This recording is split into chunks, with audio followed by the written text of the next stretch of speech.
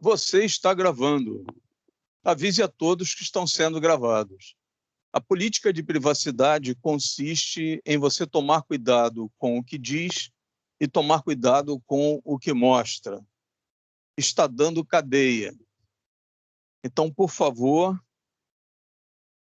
comportem-se, já que as autoridades não se comportam. Um instantinho só que está borrado aqui.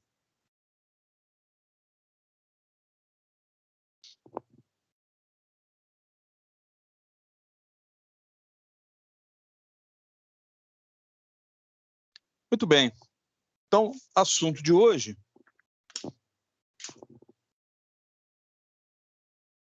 Laboratório de Telecomunicações, turma 3BELT, dia 26 de agosto de 2021, 528 dias de quarentena.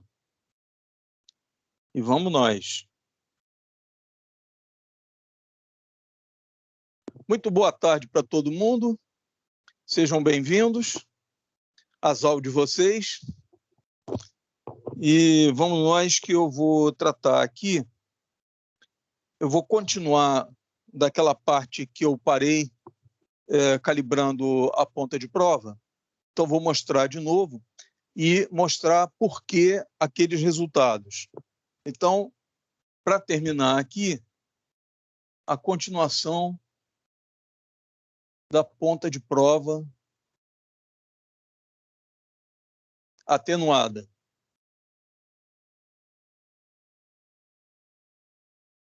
E para acabar o assunto, eu mostrei que tinha uma calibração na ponta de prova, porque ela usa o efeito da resistência interna do osciloscópio de 1 mega. O osciloscópio geralmente tem uma capacitância interna, não é um capacitor, é um efeito de capacitância da montagem do circuito, os fios, a placa de circuito impresso. Então, tem um efeito de capacitância que, muitas vezes, é de 15 picofarad. Eu estou colocando 15 picofarad porque eu vou usar como exemplo aqui um cabo coaxial que tem uma capacitância de 35 picofarad, de forma que, somados os 15 PF da capacitância interna do osciloscópio, isso dá um total de 50 picofarad. E eu escolhi esse valor para ficar fácil de fazer a demonstração que eu vou fazer aqui. Essa capacitância varia. Por essa razão, as pontas de prova elas têm um ajuste, e o objetivo é mostrar a vocês como é feito o ajuste, já mostrei na aula passada, e vou explicar por que é feito esse ajuste, então. E qual a utilidade de se usar uma ponta de prova atenuada? 10 vezes. No meu caso aqui, 10 vezes, na maioria dos casos, 10 vezes. Quando chega na ponta de prova, propriamente, aqui na parte, vou trazer uma para cá, aqui nessa parte daqui, aqui dentro tem um resistor de 9 megaohm. Aqui tem o clipe, né? Eu já tinha mostrado que ele sai. Você deve tomar cuidado. Duas coisas. Primeiro, essa ponta aqui, ó, ela é feita para espetar. E ela é feita para espetar no circuito. Nada de colocar de ladinho lá, não, porque dá mau contato, entendeu? Então, você vai e espeta no componente ou na solda do componente e antes você liga a garra jacaré de massa. Obrigatório ligar a garra jacaré de massa, porque se você não ligar e fizer a medida e depois for ligar a garra de massa, pode haver uma diferença de potencial grande entre o chassi do equipamento que você está testando e o chassi do osciloscópio. E aí essa diferença de potencial fica toda entre a ponta de prova e o circuito que você está medindo. Dependendo desse potencial, isso pode danificar a entrada do osciloscópio. Então, você sempre deve começar colocando a garra de massa no circuito onde você vai fazer a medida. Depois, você coloca, através do clipe, ó, aqui, ó, o estalinho, né? É clique, não é creque. Creque é quando quebra. Então, você vai lá, ó, ele tem uma garrinha, dá para ver ali, ó. Ele tem uma garrinha e ele vai lá e morde no componente eletrônico ou num terminal de teste, qualquer coisa assim. Se não tiver, se você estiver fazendo uma coisa mais ligeira, dinâmica, você liga a garra de massa e vai com a ponta de prova e espeta no componente, mas é espetar mesmo, espeta. Então, ela pode machucar até, se você não tomar cuidado aqui, espetar o dedo, né? Ela é fininha. Dá para ver? Não, sai de foco. Olha lá. Tá vendo? Uma ponta fininha. E essa capa aqui, esse clipe, deixa eu fazer de novo aqui, ó. Ó, é clique. Ela sai assim, simplesmente você puxando na maioria dos osciloscópios. Mas você deve tomar cuidado, porque alguns osciloscópios, essa peça ela é atarrachada. Então, você vai girando até ela atarrachar lá no final, e ela trava. Cuidado, isso aqui não é porca de roda de caminhão, uma peça delicada. Então, se for do tipo de atarrachar, você deve apertar só até o ponto onde encosta a rosca. Você não deve fazer força para travar ela, né? Não é porca de roda de caminhão. Da mesma forma, se você não conhece o osciloscópio, a ponta de prova que você está usando, e você vai tirar o clipe, não puxe, rode para ver se ela é de atarrachar. Porque se ela for de rosca e você puxar, ela vem, entendeu? Vai destruir tudo.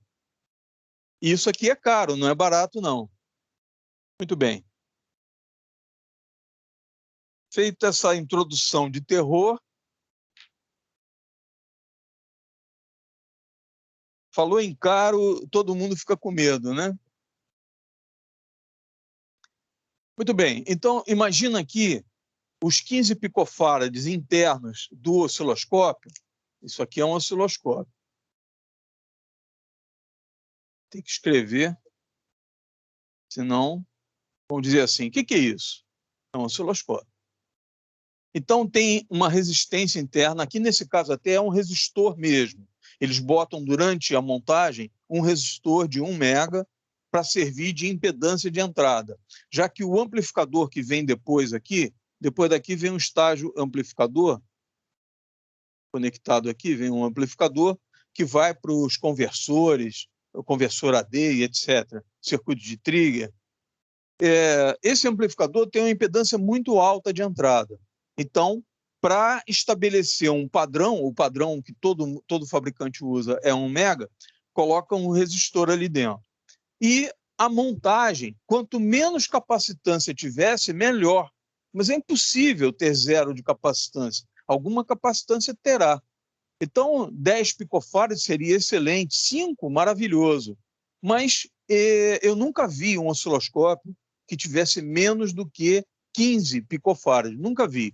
Já vi de 15, de 20, de 25. Né? Os osciloscópios, por exemplo, que vão até 20 MHz só de resposta, 10 MHz, pouco, resposta de frequência muito baixa. Né? Um bom osciloscópio, ele vai até 60, 100 MHz. Eu incluí o de 60 porque o meu é de 60. Né? Então, o meu fica na classificação de um bom osciloscópio. Ele é um bom osciloscópio, coitado. Muito bem, então 15 picofarad de capacitância de entrada, geralmente está no manual ou muitas vezes está escrito ao lado da tomada do canal 1 e do canal 2, está escrito a capacitância de entrada e a resistência de entrada. 1 mega, 15 picofarad, por exemplo, está escrito do lado. Quando não está escrito do lado da tomada, está no manual.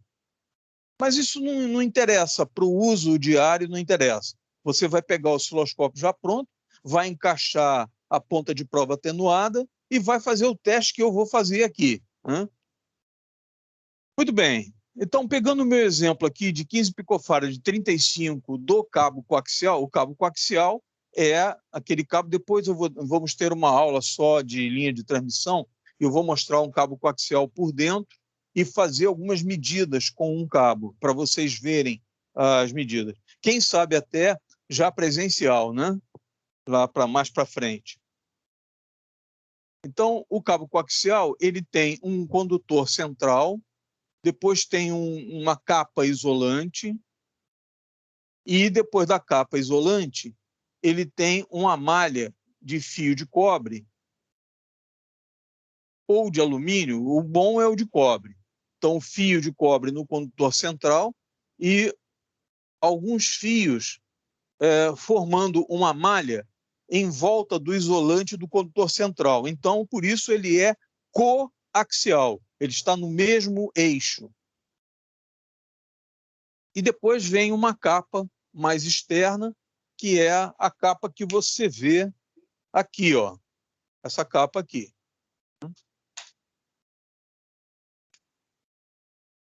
Daqui sai, nesse caso daqui, a garrinha jacaré. Então, aqui vem a garra jacaré e aqui é montada, então, a ponta de prova, com um resistor lá dentro de 9 mega.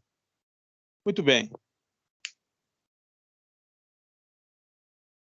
Lá dentro, então, tem um resistor de 9 mega ohm, de forma que completa aqui uma resistência total de 10 mega.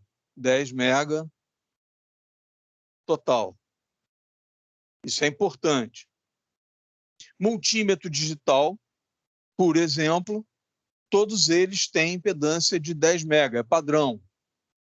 Alguns mais vagabundos, 1 mega, alguns outros muito melhores, 100 mega.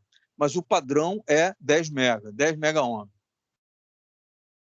9 mega e 1 mega formam um divisor de tensão dessa forma aqui, ó. 9 mega e 1 mega.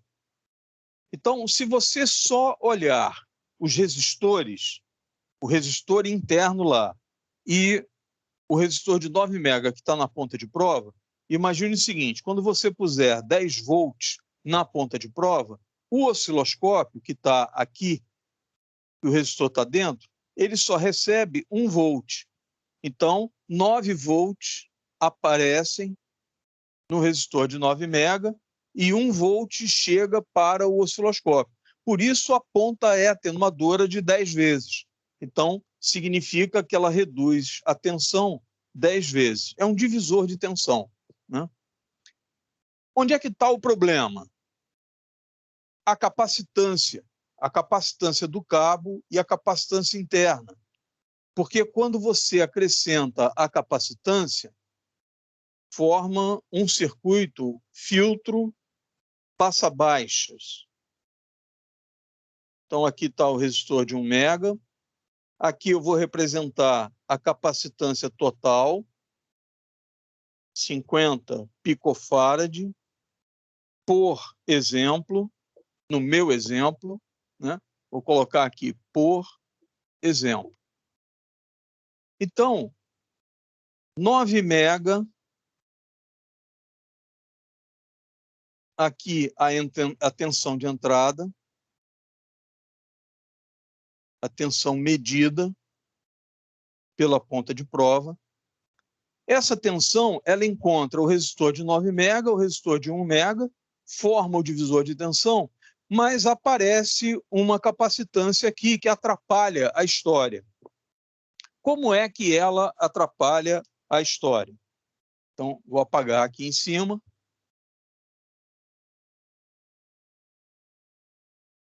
Atrapalha da seguinte forma. Um resistor, um divisor de tensão, com um capacitor aqui, isso aqui forma um filtro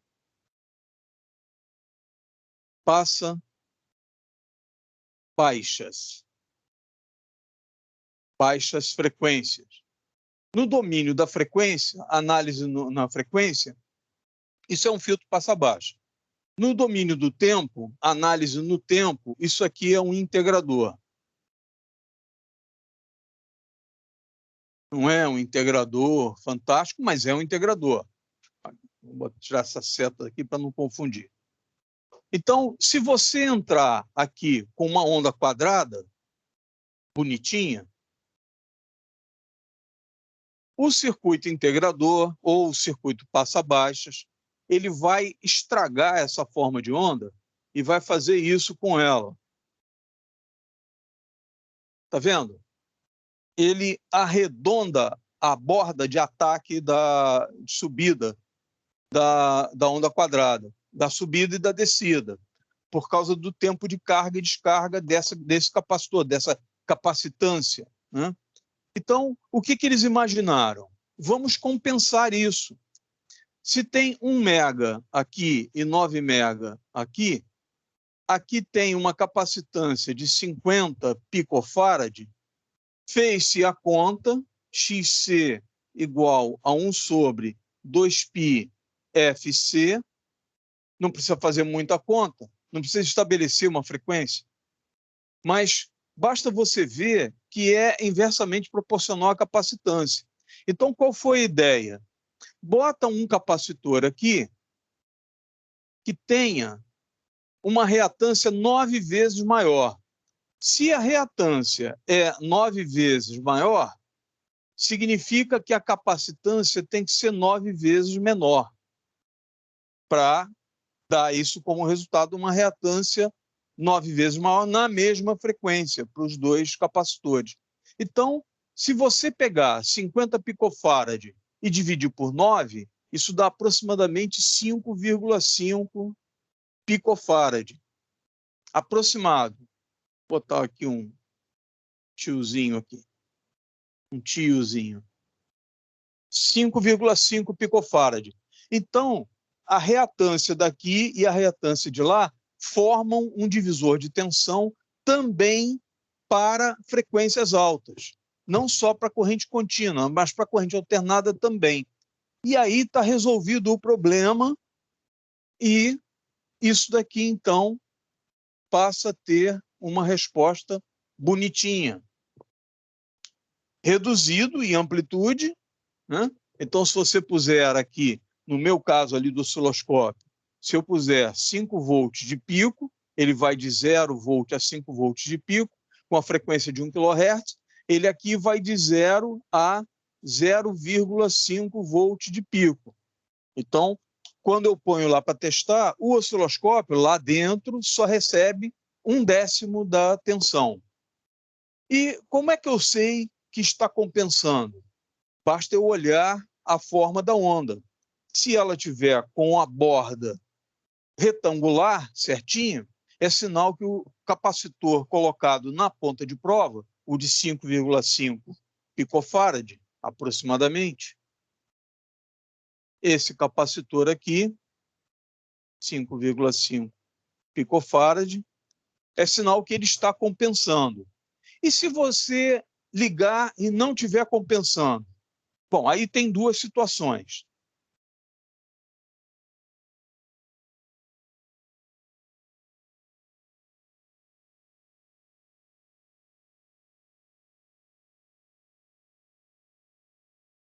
Vou desenhar aqui 9 mega, fazer um resumo. 1 mega e a capacitância. Deixa eu ver se está certo. Tá. Capacitância aqui de 50 picofarad. Eu nem tenho certeza se vai ter 50 exatamente. A capacitância da ponta de prova do cabo pode variar. Vou desenhar, então, aqui certinho.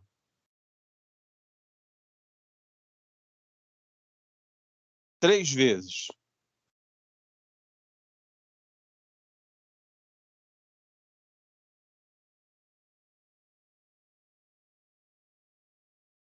E mais uma vez aqui.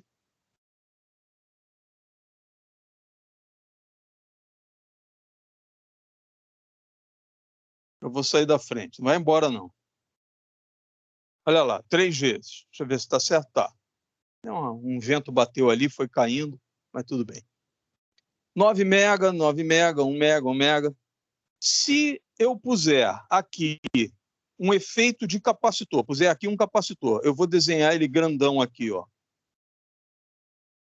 para dar a ideia de que ele está exagerado. Vou desenhar ele grandão aqui, ó. Eu exagerei no valor desse capacitor. Aqui eu coloquei na proporção correta.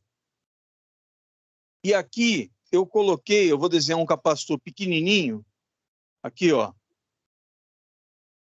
Então, para dar uma ideia de quando eu coloco capacitância demais, quando eu coloco na medida certa, que eu não sei qual é, mas vocês vão ver, e quando eu coloco capacitância de menos. Quando eu coloco capacitância de mais, isso aqui vira, como esse capacitor daqui está com valor alto demais, o efeito dele no divisor de tensão é mais relevante do que o efeito dos 50 picofarad. Então, esse daqui é preponderante nesse circuito. Repara que isso aqui, não sei se vocês vão lembrar, mas isso aqui vira um diferenciador. Ele fica um circuito assim, ó.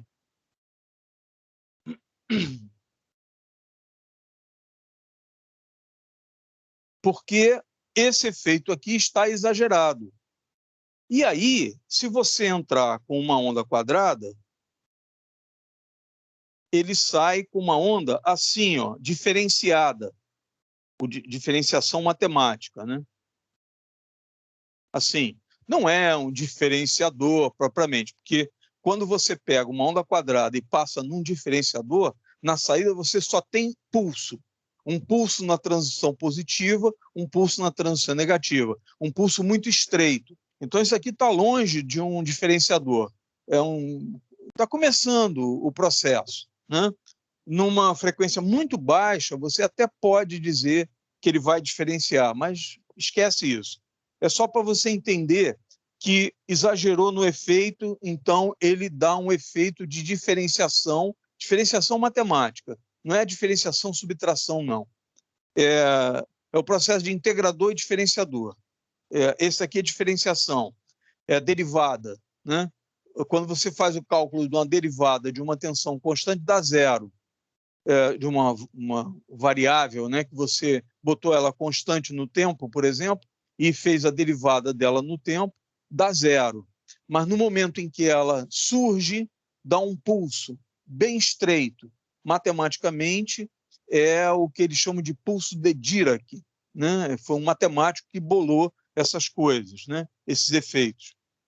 Quando você compensa corretamente e você entra com a onda quadrada bonitinha, ela sai quadrada bonitinha, reduzida não no tempo, né? Eu estou diminuindo o período é o mesmo, mas ela sai quadrada.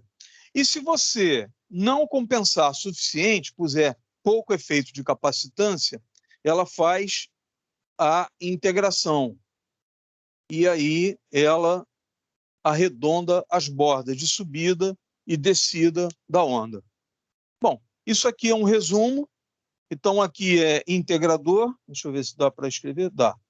Então, aqui é integrador. Integrador, eu vou botar entre aspas, porque não é um integrador, né?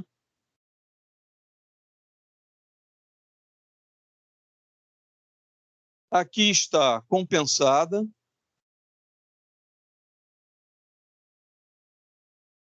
E aqui...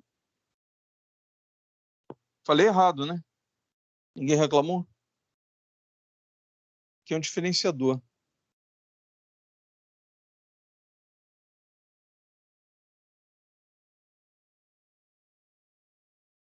Era para ver se vocês estavam prestando atenção e ninguém está. Está todo mundo vendo Sessão da Tarde. Não? Sei lá, Malhação. Sei lá, qualquer coisa assim. Então, aqui é um integrador. Pronto.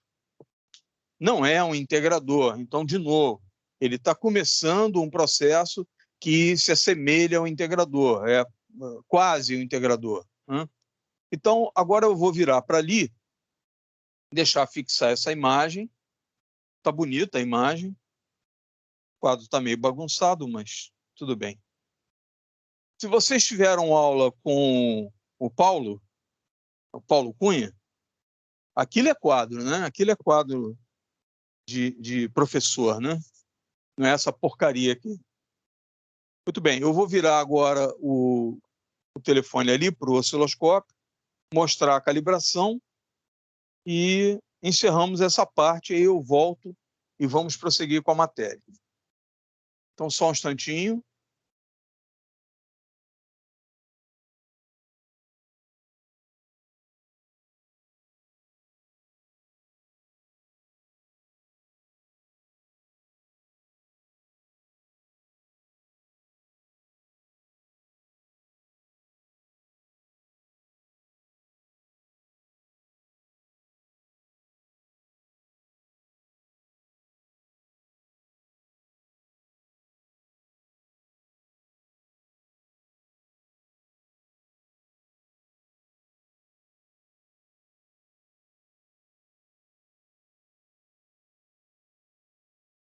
Está me atrapalhando.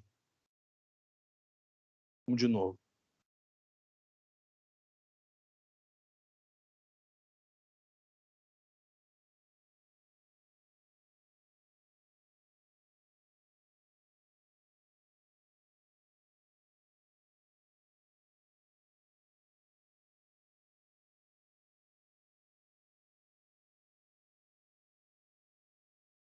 Agora vai.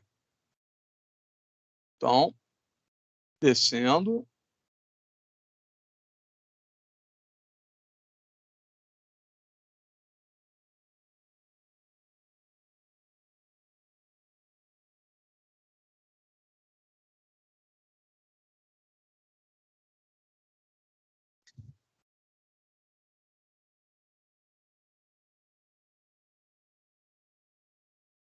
Tcharam!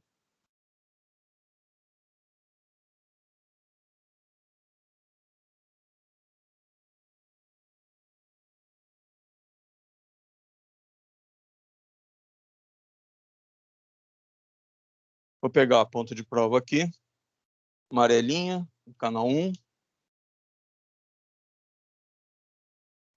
Não precisa, mas eu vou ligar aqui a garra de massa na massa aqui do osciloscópio. Normalmente não precisa, porque a massa do osciloscópio aqui, que sai o fiozinho daqui, ó, deixa eu puxar, aqui, ó, esse clipezinho, ele está ligado na massa do cabo coaxial, na malha, que já é a própria massa do osciloscópio. Então não faz muito sentido eu ligar, mas tá ligado. Tá ligado? Muito bem. Então é isso. Tá a ondinha quadradinha ali, pequenininha. Vou aumentar a amplitude, está em 1 volt por divisão. Eu venho aqui no menu do canal 1, deixa eu ligar aqui, ligou. Medida, ok.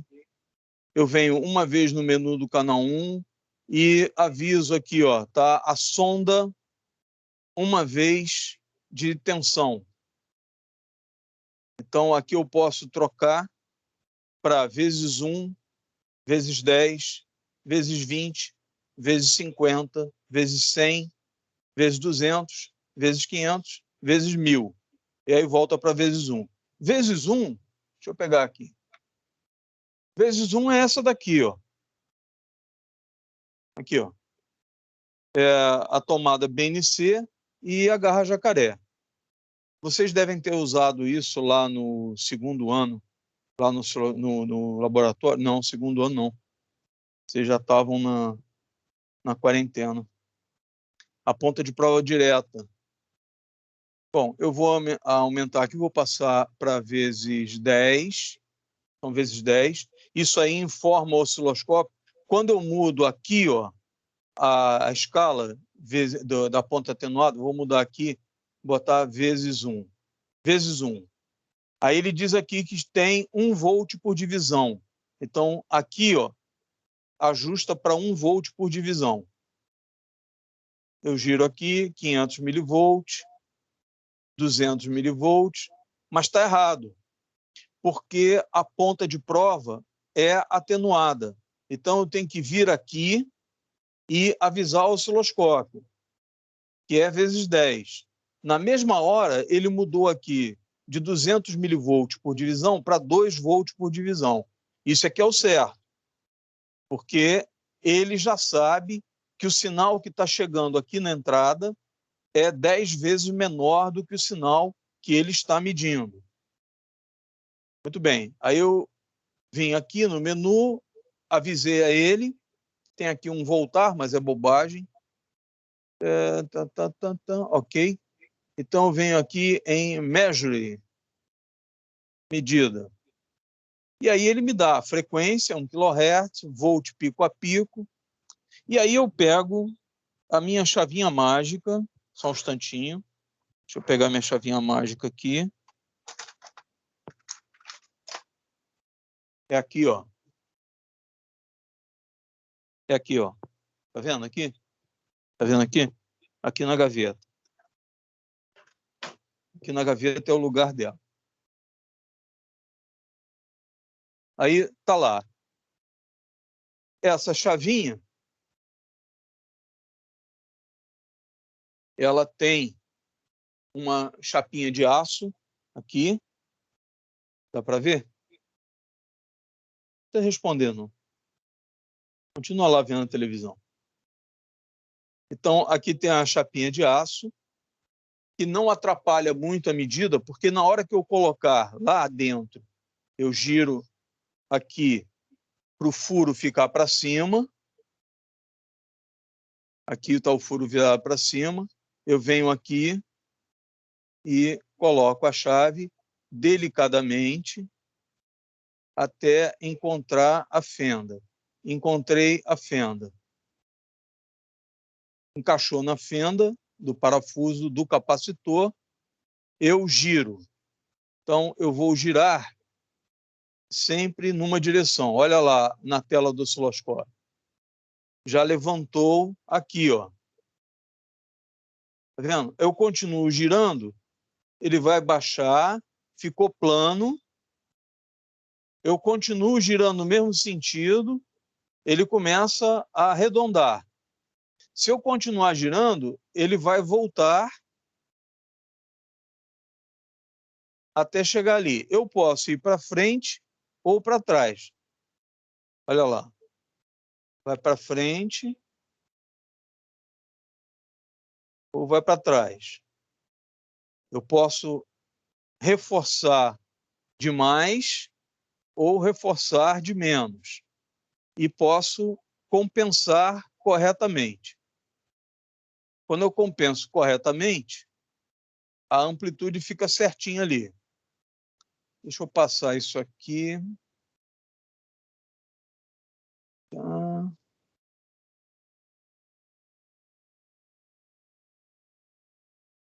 Menu do canal 1, acoplamento CC, 50% de trigger. Ok. Eu vou expandir aqui.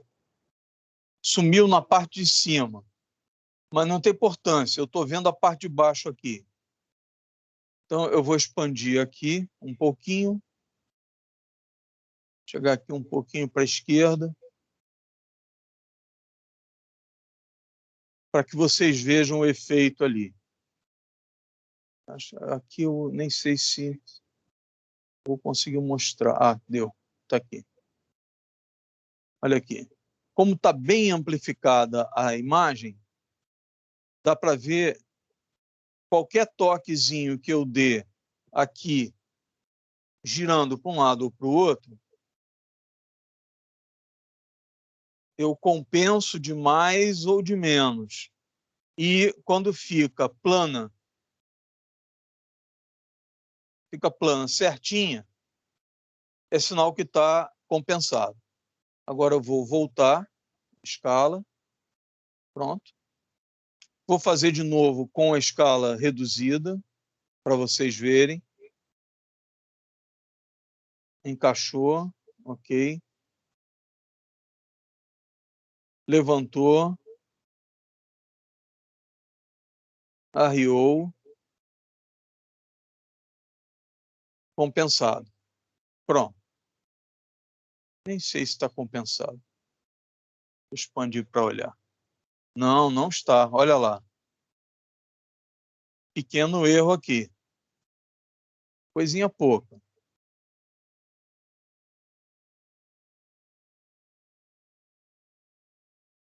Pronto, tá bom. Não dá para ver daí, eu olhando daqui, eu vejo, quando eu coloco a chave e encosto lá no parafuso, eu vejo um pequeno movimento aqui, muito pouquinho. Esse metal aqui na ponta de prova, ele quando encosta no capacitor lá dentro, ele altera a capacitância. Então é por isso que é uma ponta muito pequenininha e o resto é todo plástico, para que a interferência desse metal lá no ajuste seja a mínima possível. Pronto, tá ok. Tá ok? É isso. Alguém quer perguntar alguma coisa do que foi feito até aqui? Don't? Então, muito bem.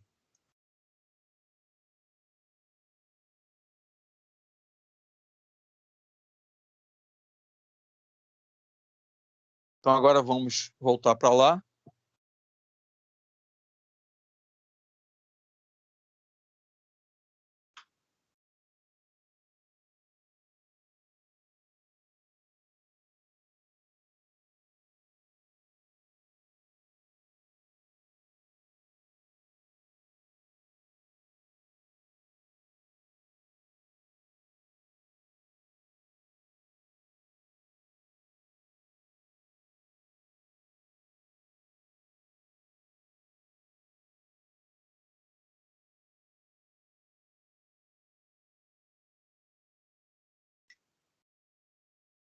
Tadã!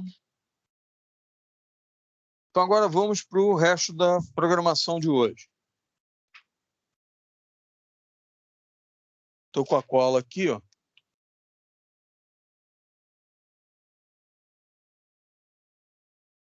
Mais uma vez a imagem fixada.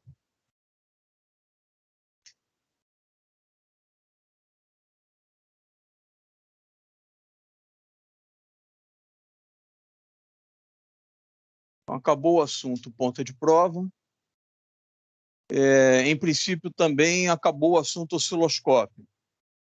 Se depois surgir alguma dúvida, que vocês tenham alguma dúvida, ou que eu lembre de alguma coisa, eu volto ao assunto. Provavelmente a gente vai voltar a alguma coisa de osciloscópio, porque algumas aulas depois eu vou mostrar formas de onda, vou mostrar circuitos funcionando, né? E modulação, e aí voltamos ao osciloscópio, nível de trigger, tudo isso. Vou apagar aqui. Ok. Então, próximo assunto, espectro eletromagnético. Então, sinais elétricos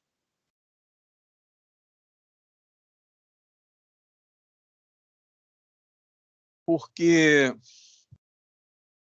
eu agora, já na próxima aula, eu vou entrar no gerador, falar de decibel, dBm, dB micro, né? Então, a gente precisa passar um pouco antes sobre os sinais de radiofrequência. Isso é importante. Congelou. Alô? Ok, voltou. Eu congelei assim.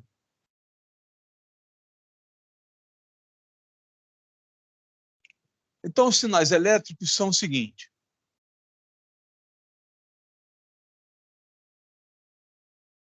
Quando você tem uma pilha,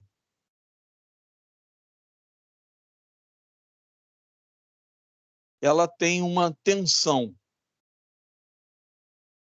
Essa tensão é uma tensão elétrica. O nome tensão elétrica tem a ver com a tensão da física mecânica. Então, por exemplo, você pegar alguma coisa e pendurar numa corda, numa haste, né? Tem uma massa aqui embaixo, tem um peso, a ação da gravidade, a força de gravidade de um objeto desse objeto sobre a Terra e da Terra sobre esse objeto, e uma corda, uma linha segurando, presa no teto, por exemplo. Então você tem uma tensão aqui nessa corda, tem uma força puxando. Essa força não resulta em nada. Se a corda está presa lá no teto, o objeto está parado, não resulta em trabalho, por exemplo. Então não há movimento, não há energia desenvolvida, trabalho desenvolvido, energia aplicada. Essa força aqui apenas e a reação da corda, do teto. Então tem uma tensão, diz-se em física, que tem uma tensão na corda, que é uma força puxando para baixo e outra força puxando para cima, reagindo à ação de puxar para baixo. E aí a corda está no meio, né? Então a corda está tensionada. E daí vem o nome tensão. Então é o caso da corda do violão, guitarra, né? Então, quando você estica a corda, ela está parada, está lá esticada, quietinha. Quando você toca nela, você ajusta a tensão na corda para dar a nota musical que te interessa. Ela vai vibrar mais fácil ou mais difícil, uma frequência mais alta, uma frequência mais baixa, né? Com mais energia, menos energia de vibração, né? Isso até tem a ver com a frequência. Quanto mais alta a frequência, maior a energia transportada pela onda, né? Muito bem. Então, a tensão elétrica é algo similar à tensão na corda, só que é uma força que está tentando colocar em movimento não a massa, não o teto, puxar o teto para baixo, mas é uma força que está puxando cargas elétricas. Quando você pega um pedaço de fio de cobre, ou de alumínio, ou de ouro, ou de prata, qualquer coisa assim, né? Pode ser de prata, pode ser de cobre, pode ser de ouro, alumínio. Esses são os melhores condutores, sendo que a prata está em primeiro, o cobre é o segundo melhor condutor, o ouro é o terceiro e o alumínio é o quarto melhor condutor nessa lista, nessa ordem, né? Ainda bem, né? Seria muito chato se a gente tivesse que usar prata em tudo, ou ouro em tudo, né? Ainda bem que o cobre, que é um metal bastante comum, né? Ele é um dos melhores condutores, é o segundo melhor condutor. Ainda bem. Aí você pega um fio de cobre,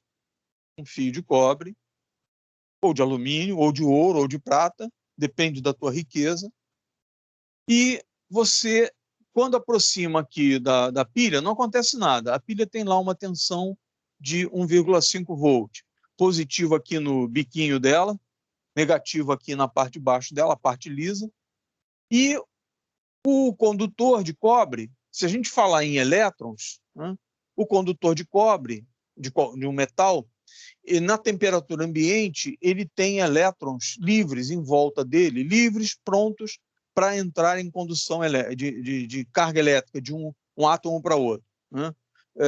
Não é o elétron que passa de um átomo para outro, mas sim a energia que ele carrega, a energia elétrica, porque é a energia que está no elétron, girando em volta do átomo. Então ele muda de órbita e transfere a energia para o outro átomo, e para o outro, etc. Os elétrons mesmo, eles andam, até se movimentam no condutor, mas é um movimento devido a campo elétrico, campo magnético, térmico, né? Energia térmica. Não é por causa da corrente elétrica. A corrente elétrica, as cargas elétricas passam a energia de um átomo para o outro, né? E há 200 anos atrás convencionaram, então, que ia do positivo para o negativo, porque ia de cima para baixo, na pilha, ou na física, quanto mais alto estava o objeto, maior a energia potencial dele. Então, ele, quando descia, ele descia com mais energia. Quando batia no chão, um objeto mais alto batia com mais energia do que o outro que está mais próximo do chão. Então, a ideia deles é que, em física, mecânica, quanto mais alto, mais positivo é o potencial. Então, se você tem uma mesa e tem um objeto em cima da mesa, a energia potencial dele é zero em relação à mesa. Se você levanta, a energia potencial é positiva. Quando você larga ele, ele cai e bate na mesa, ele dissipa essa energia na mesa, gera som e calor. Faz pá, a batida, né? Então transforma a energia cinética dele, quando bate na mesa, transforma em vibração, em ondas sonoras. Então parte da energia gera ondas sonoras e outra parte aquece a mesa.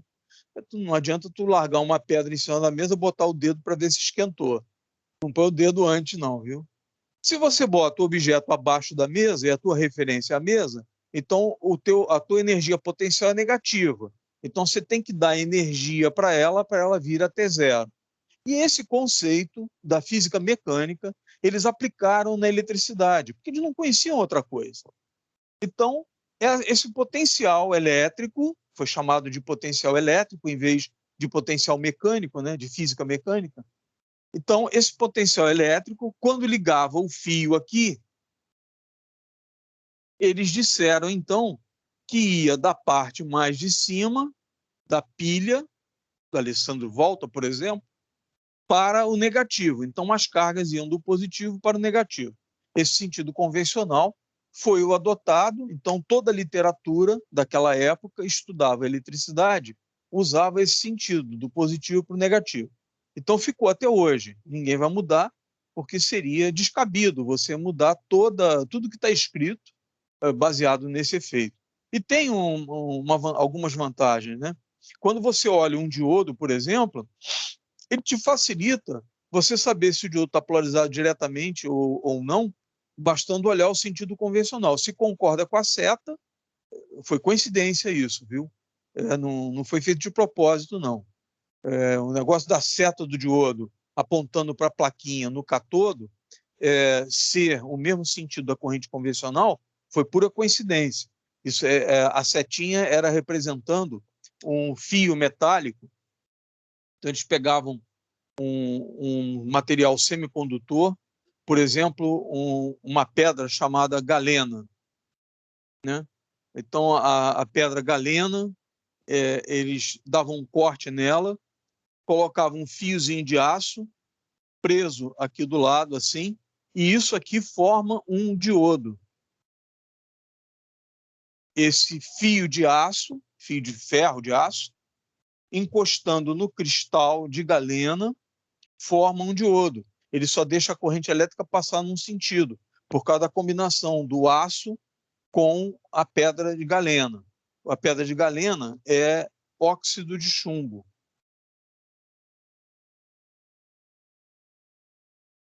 É a forma como o chumbo é encontrado, na natureza.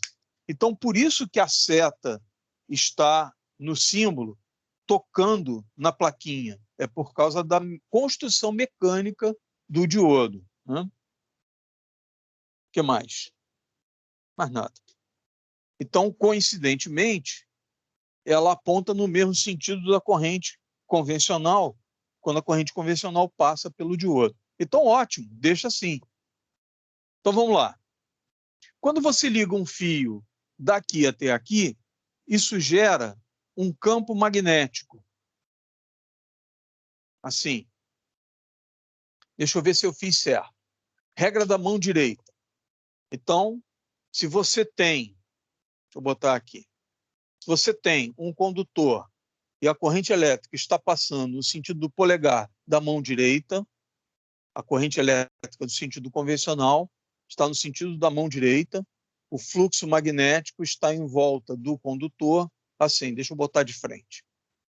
Assim, ó. Então, a corrente elétrica está passando assim, o fluxo magnético está assim. Gira em volta assim. Mentira. É tudo mentira, invencionice. Não existe esse negócio de fluxo magnético, né? Não existem linhas de força de campo magnético. Isso é tudo bobagem.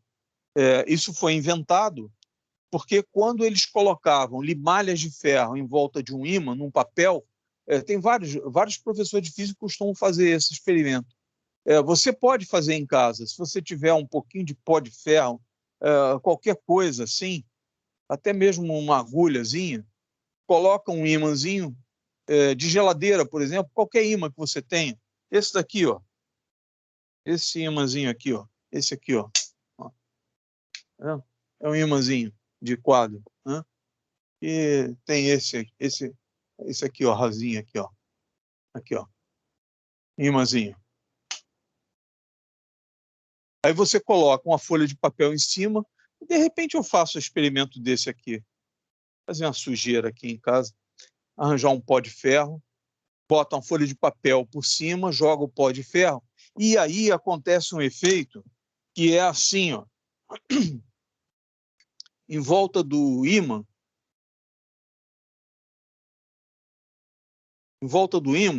fica cheio de limalha, a gente chama de limalha de ferro, os pedacinhos de ferro, quando você lima, quando você passa o bastão de limar, limatão, ou lima comum, numa barra de ferro, de barra de aço, tira um pozinho, os fragmentos você chama de limalha, porque foi limado ali, desbastado.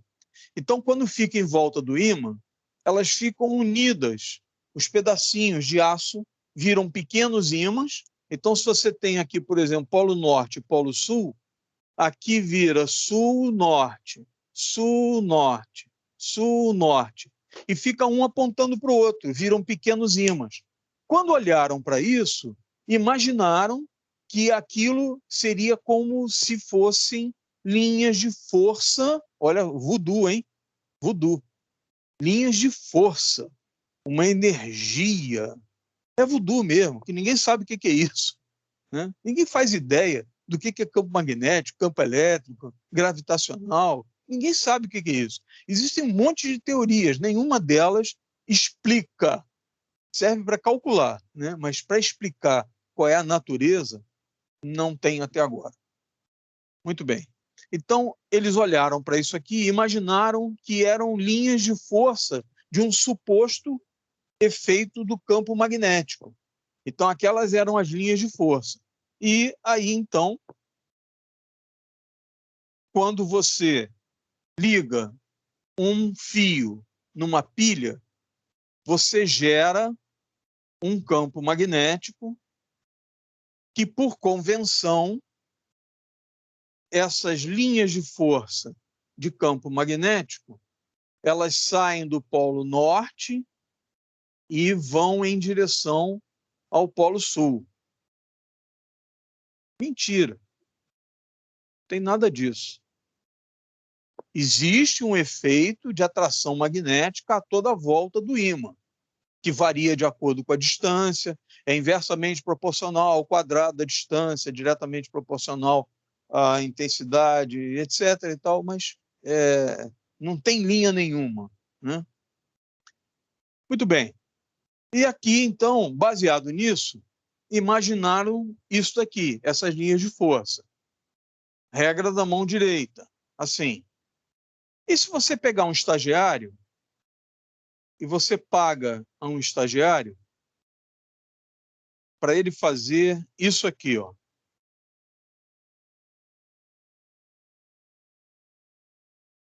Você liga num fio e você fica trocando a polaridade.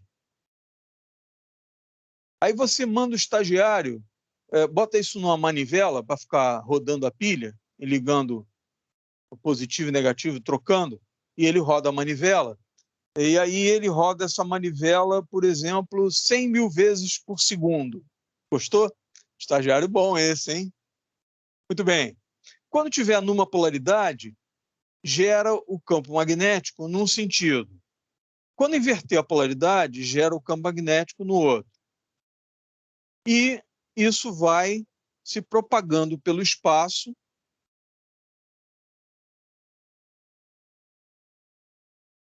E se você mandar o estagiário rodar, por exemplo, a 3.000 vezes por segundo, 3 kHz, você já tem uma onda que consegue se propagar pelo espaço e atingir alguma distância. Abaixo disso é muito difícil.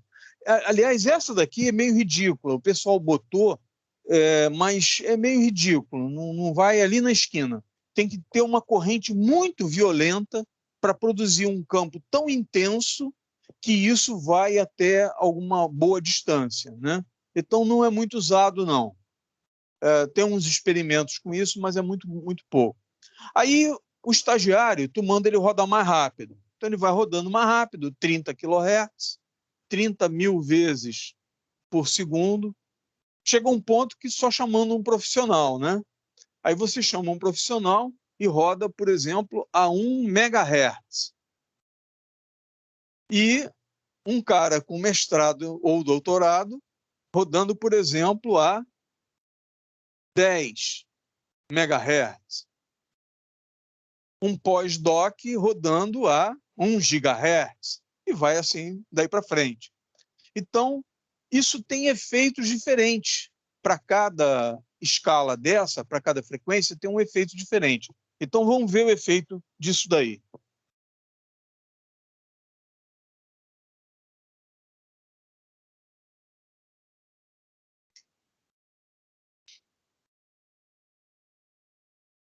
A primeira coisa é que essa onda se propagando no espaço,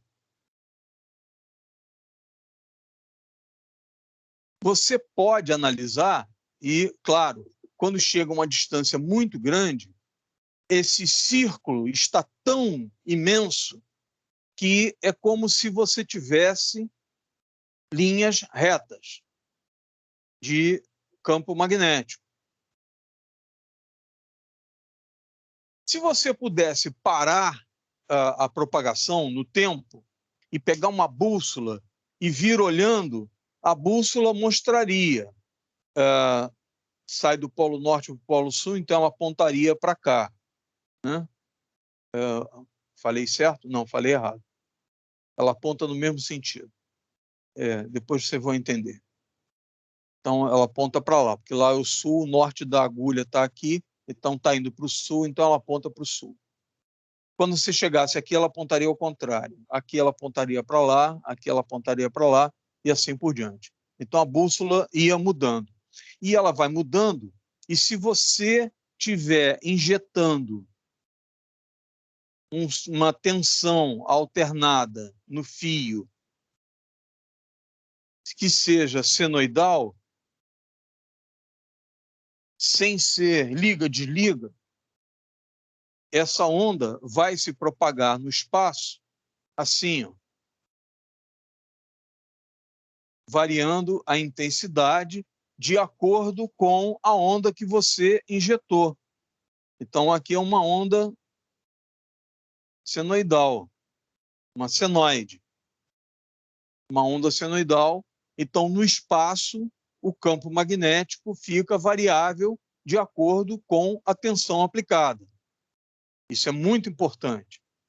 O efeito, o resultado disso é muito relevante.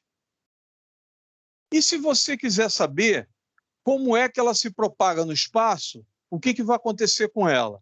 Ela viaja a 300.000 quilômetros por segundo. Se ela viaja a 300.000 quilômetros por segundo, qual é a distância entre uma crista e outra? É o comprimento de onda.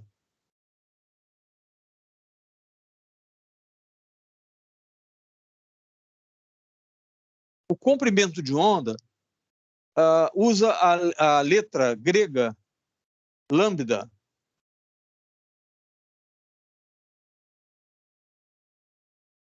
Não é lambida. Tem acento. Lambda. Está errado. Esse é burro.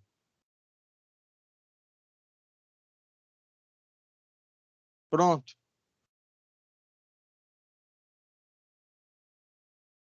Então, como é que funciona? Se você tem, num intervalo de 1 segundo, você tem uma distância de 300 mil quilômetros em 1 segundo, e você quer saber quanto dura um ciclo, então você pega 300 mil quilômetros por segundo e divide pelo número de ciclos por segundo. Por segundo. Adivinha o que vai acontecer? Dividir aqui a velocidade em metros por segundo, dividir pelos ciclos por segundo, desaparece segundo, cancela segundo e vira metro. Então, isso aqui é hertz. Hertz é ciclo por segundo. Então, por isso que todo professor de física diz que comprimento de onda é velocidade sobre frequência. Por isso que todo professor de física diz que é V sobre F. É por essa razão aqui. No nosso caso, o lambda para onda de rádio é 300. Se a gente quiser simplificar, para não ter que fazer muita conta, você bota aqui lambda em metros, 300 dividido pela frequência, e aí você escreve a frequência direto em megahertz. Pronto. Essa frequência escrita em megahertz, basta pegar 300 e dividir pelo valor dela. Então, você pega lá, por exemplo, rádio FM. Rádio FM. Provavelmente vocês todos conhecem a Mix FM, 102,1 MHz.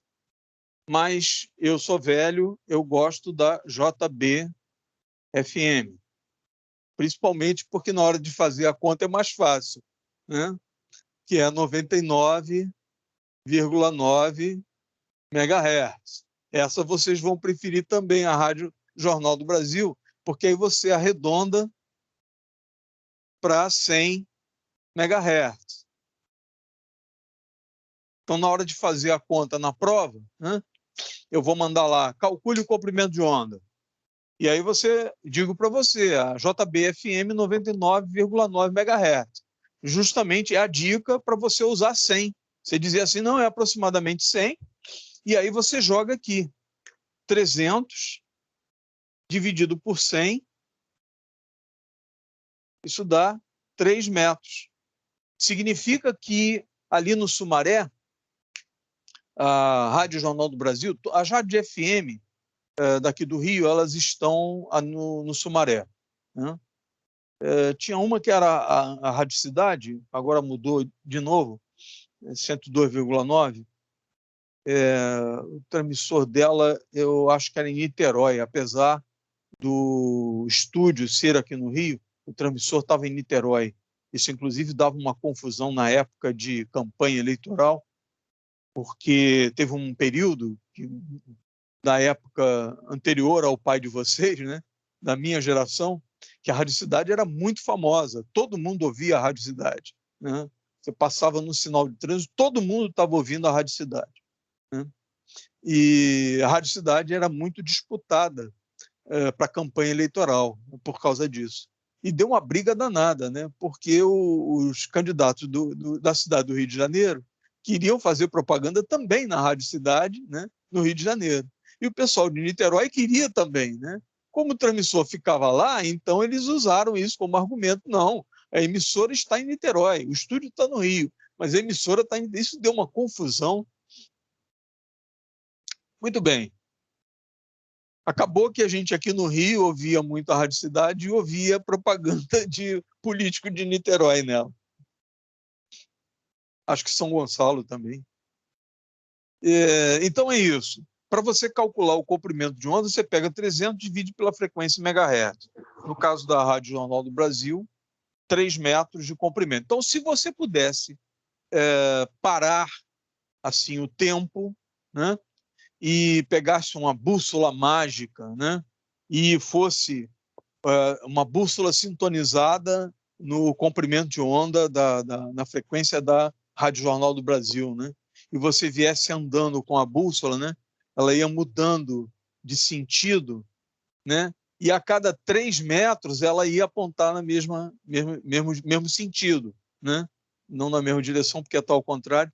Então ela ia estar aqui assim, ia inverter, né? Depois ia ficar apontando para cima de novo, de uma crista até a outra, 3 metros no espaço, entendeu? E isso passa pela gente, né? Passa pelo rádio.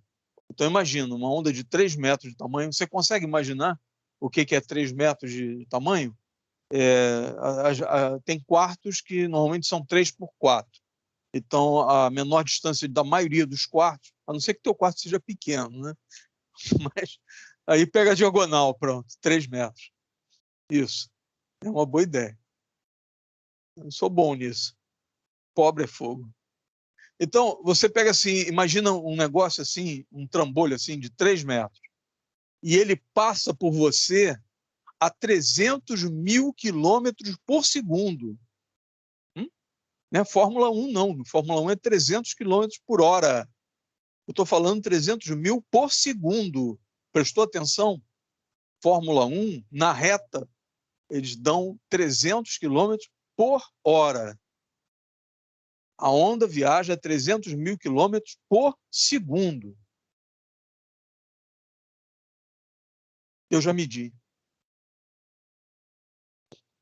Muito bem. O que mais? Deixa eu olhar a cola aqui. Então, as faixas de frequência, claro. Então, aqui, já mostrei o que é a onda eletromagnética. Vocês viram, né? Vocês viram. Vocês viram o campo magnético, viram as linhas de força do campo magnético. Todo mundo acreditou no que eu falei. Tudo mentira. Eu sou um estagiário que estou dando aula aqui. Então, aí surge as definições de onda de rádio, que eu falei ali dos 3 kHz, do estagiário, né? Então, sinais elétricos ainda tem o espectro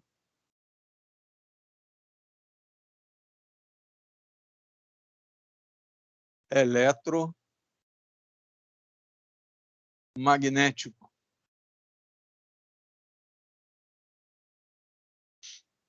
Eu não sei se eu já mostrei isso para vocês, eu tenho até a impressão que lá no início eu falei alguma coisa disso. Eu não lembro. Mas aqui está organizado. Se eu falei lá, ficou perdido. O que é o espectro eletromagnético? Imagina que você possa fazer isso aqui. Deixa eu ver se ficou. Ficou. Correto. Então, aqui é a frequência. E aqui, ó, é a amplitude. Não precisa ser tensão, não. Pode ser amplitude do sinal, do magnetismo, qualquer coisa assim. Aí você começa aqui em 0 Hz. E lá você vai até infinito Hz. E aí você vem andando. Estou até para ler um negócio aí sobre raios cósmicos. Depois que eu ler, eu falo para vocês. Então você vem aqui e começa aqui em 3 kHz. Está tudo em Hz aqui, então 3K. K minúsculo, hein? 3 kHz. E aí você vai até 300 gigahertz. Olha a complicação. 3 kHz é pouquinho. 300 gigahertz. Olha que estupidez, hein? Tudo isso aqui são ondas de rádio.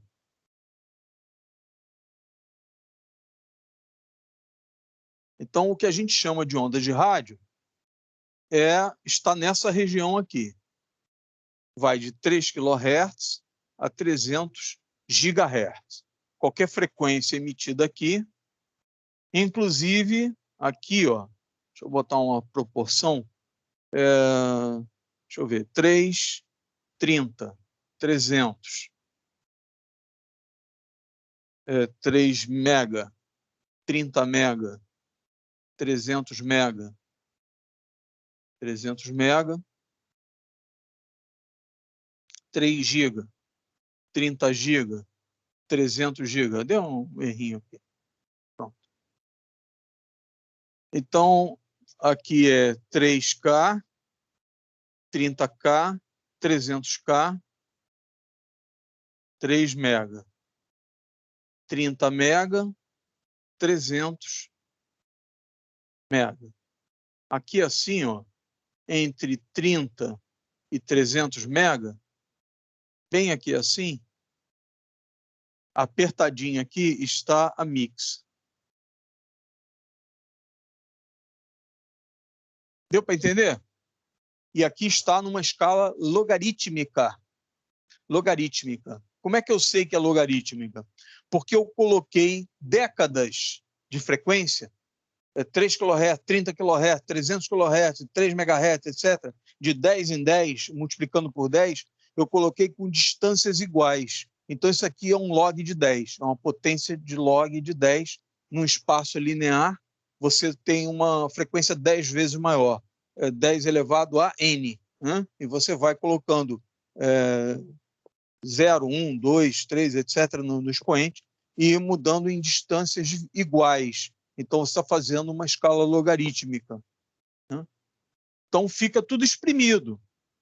Tanto que as emissoras de TV, elas ficariam todas elas exprimidas aqui assim, ó. As emissoras de FM, todas elas exprimidas aqui assim, né? Esse espectro é muito grande. Radar, por exemplo, radar está aqui, telefone celular, né? Tá tudo aqui assim.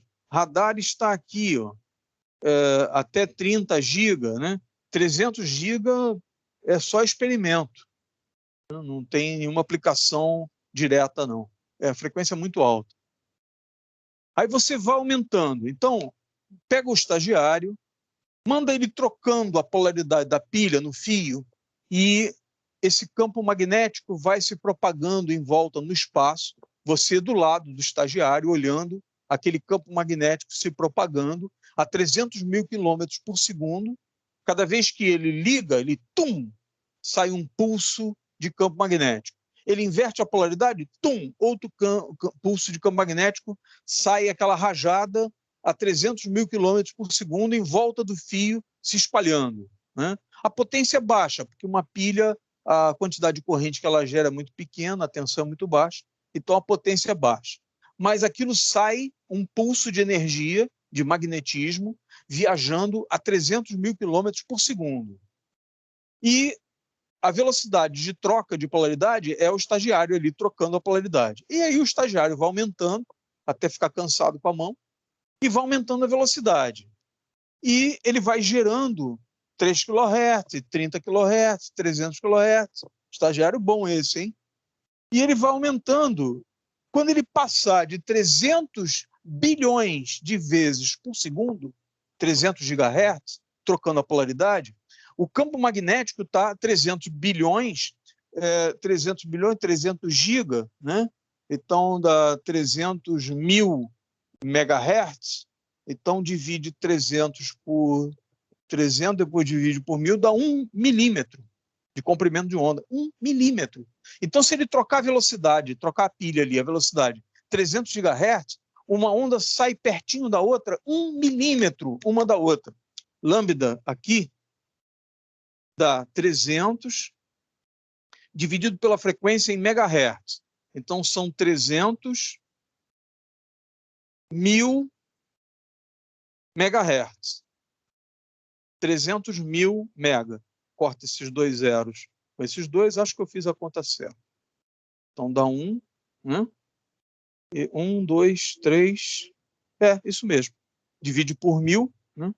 Então, dá 1 milímetro de comprimento de onda. Eu acho que está certo. 300 mega, 3 GB, 30 GB, 300 GB. Acho que eu fiz a conta certa, sim. 1 milímetro de comprimento de onda. Então, a onda sai a 1 milímetro uma da outra. 1 milímetrozinho, milímetrozinho, uma da outra. Encostadinho uma na outra. Pá, pá, pá, pá. Viajando isso a 300 mil quilômetros por segundo. Essa nuvem de campo magnético parece para a gente até uma coisa contínua, né? De tão próxima que está uma da outra, né? A quantidade de energia que isso carrega é um absurdo, né? E aí o estagiário continua aumentando. Júlia, pode falar.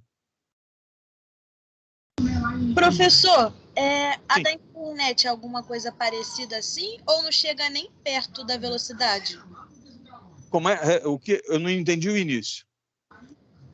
A internet é alguma coisa é parecida com as ondas magnéticas da rádio ou não chega nem perto da velocidade? Não, é a mesma coisa. A internet você está falando é o Wi-Fi, né? Isso, e também o sinal que vem. Muito bem. Excelente. Excelente comparação. Quando você liga o cabo de rede,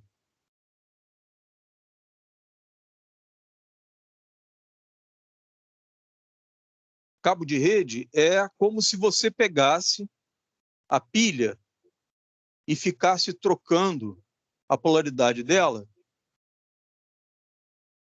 mandando assim, ó. Vamos dizer que positivo, negativo é 1, negativo, positivo é 0. E aí você manda 1, 0, 1, 1, 1, 0, 0, 1, 1, 1. Então, trocando a polaridade. É um par de fios. Então, imagina que o estagiário, mandando dados para o teu computador, quando você escolheu a página lá, ele trocando a polaridade da pilha, mandando os números binários, que significam letras, pontos da imagem, etc., através de uma tensão. Então, não é uma onda eletromagnética, é uma corrente alternada provocada pela tensão alternada. Então, quando você tem um cabo de rede, é bom que isso aqui é um laboratório, é uma aula de telecomunicações, né? Quando você tem um cabo de rede, sabe aquele conector RJ45? Talvez vocês não conheçam. Deixa eu puxar um aqui. É que se eu puxar um aqui, eu fico sem... Tá aqui. É porque se eu puxar dali, eu fico sem a internet no computador, né? A do telefone está tranquila que está pelo Wi-Fi. Tá vendo isso aqui, ó? Vou virar o outro lado do conector. Olha os contatos ali, ó. Tá vendo? Os contatos ali, tem os fios coloridos lá dentro. O primeiro é laranja, o segundo é laranja e branco, o terceiro é azul, depois vem o verde, branco, verde, depois laranja, o azul e branco, depois o branco, marrom e o marrom. O marrom e marrom branco. É o último. Agora não lembro de todas as cores, mas são as cores que estão ali. Dá para ver aqui, ó, laranja, azul, verde e marrom. Só que ali dentro, deixa eu ver o que eu falei. Laranja, o pino 1 é aqui, ó. Esse aqui, ó, aqui da esquerda, é o pino 1. É o que está o laranja. Laranja, azul, verde, marrom.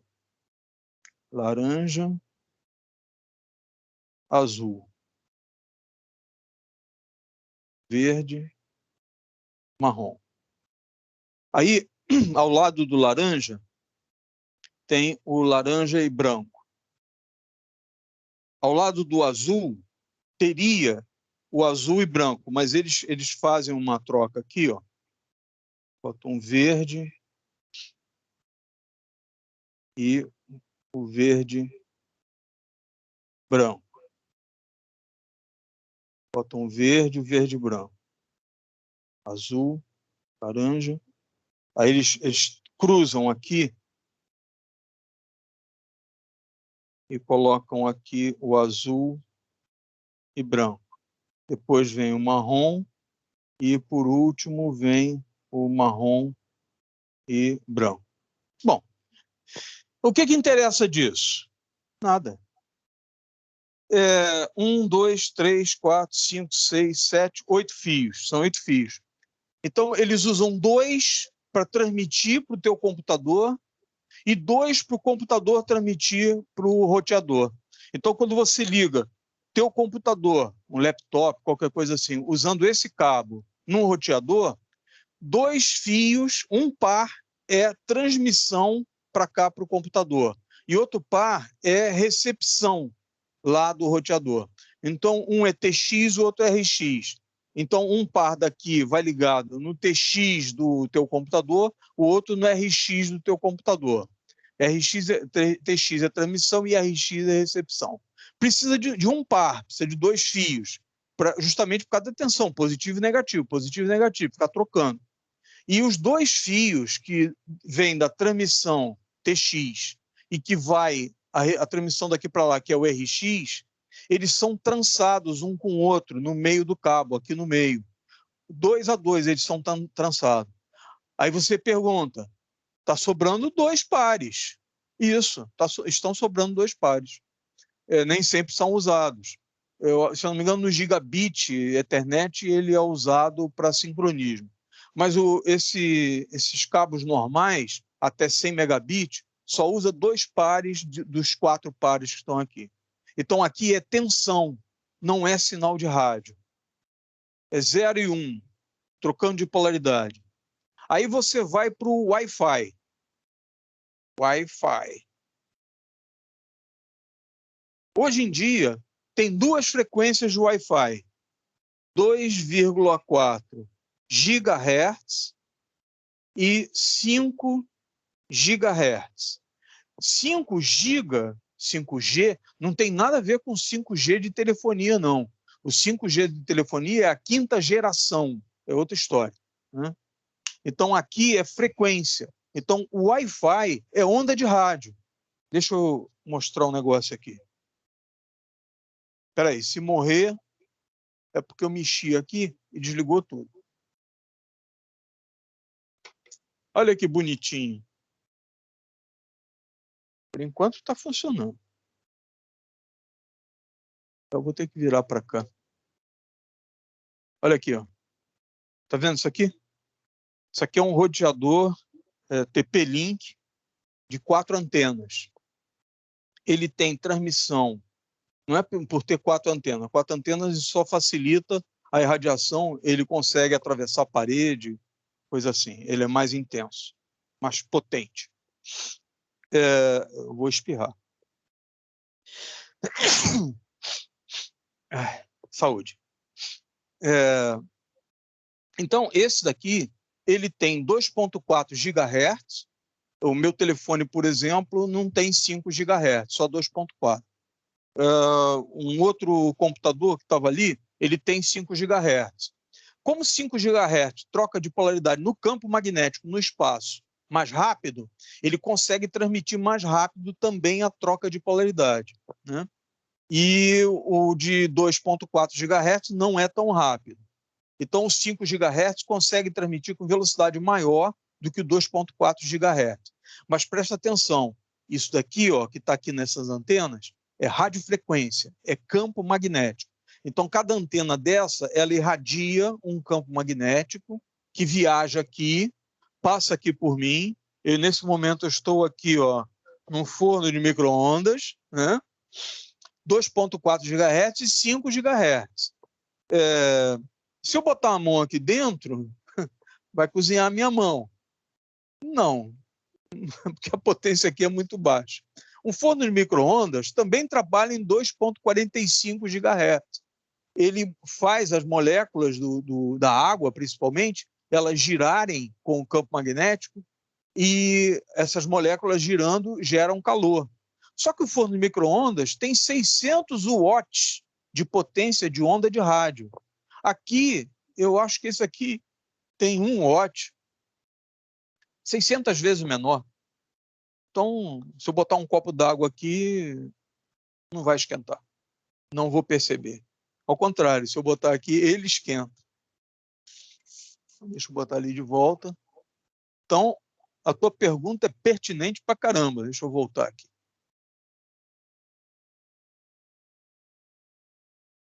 Isso. Então, o Wi-Fi é rádio. Wi-Fi é onda de rádio. Ethernet, cabo de rede, Ethernet.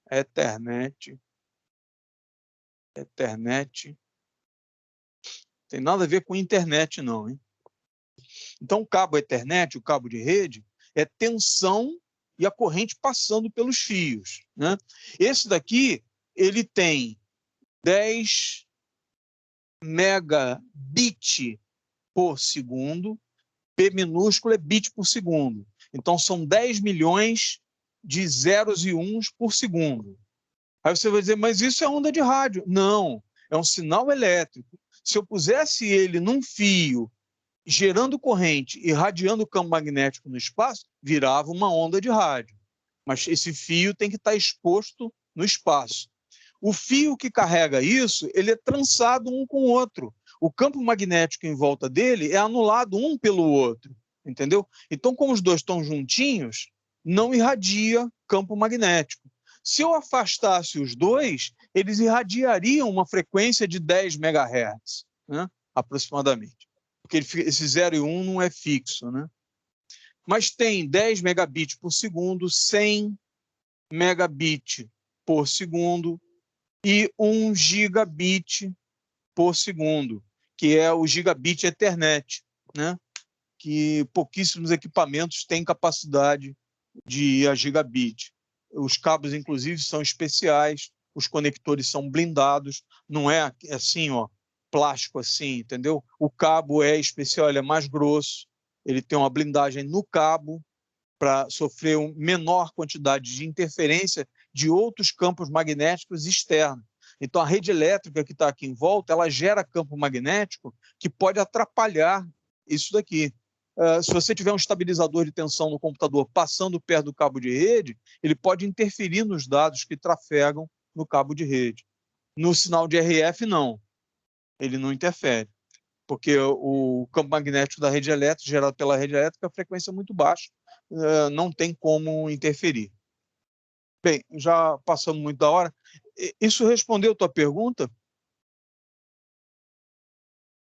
Respondeu sim, professor. Obrigada. Ok. Bom, eu vou...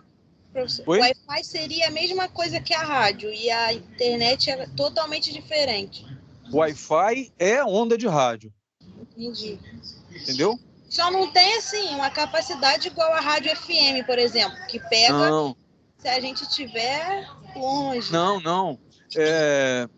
Uma estação de rádio FM, eles têm potências de 15 kW, 30 kW, e eles botam uma antena que não está trançada com o oposto dela, de propósito, para ela gerar um campo magnético livre.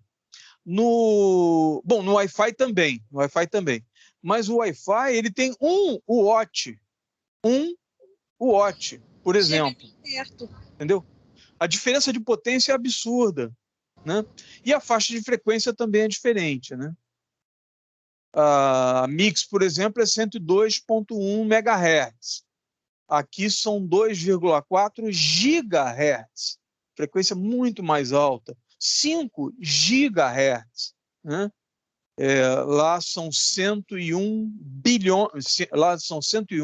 milhões de ciclos por segundo de campo magnético. Aqui são 2,4 bilhões de ciclos por segundo. Mas a potência aqui é muito baixa, ela não vai longe, entendeu? Imagine que você tivesse um roteador de Wi-Fi lá no Sumaré, com 10 kW, né? E todo mundo na Tijuca, Maracanã, na Zona Sul, que tem vista para o Sumaré, né?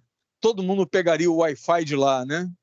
Mas teria que ter o contrário também, porque quando você digita o nome de uma página, por exemplo, e dá Enter, o teu computador transmite onda de rádio.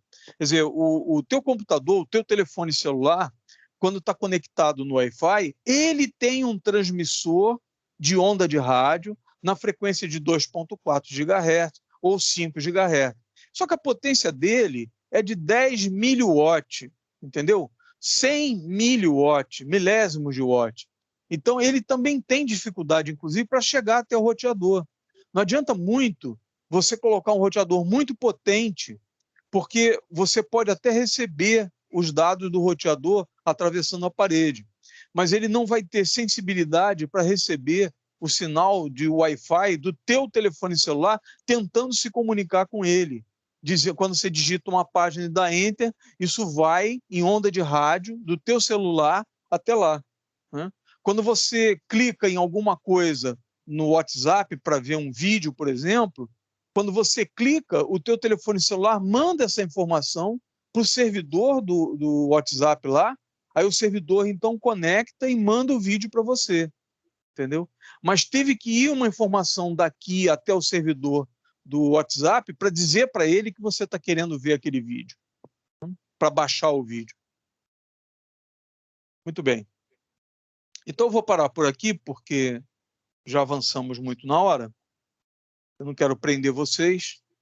Na próxima aula, hoje é quinta-feira, segunda-feira, quinta-feira, na outra segunda. Então temos outra aula, e aí eu continuo daqui, tá bom?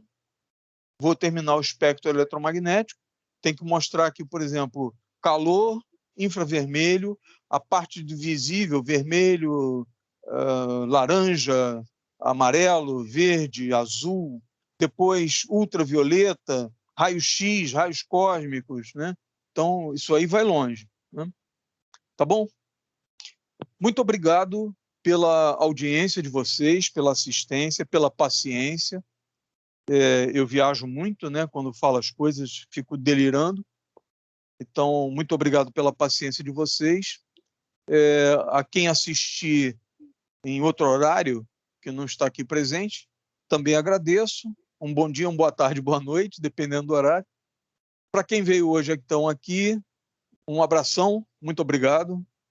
Um abraço e um queijo. Muito obrigado. Uma boa noite para vocês. Até a próxima aula. Tchau, tchau, professor. Tchau. Tchau, professor. Tchau. Valeu, professor. Obrigado pela aula. Vou entender tudo Valeu. direitinho. Obrigado a você. Parando a gravação.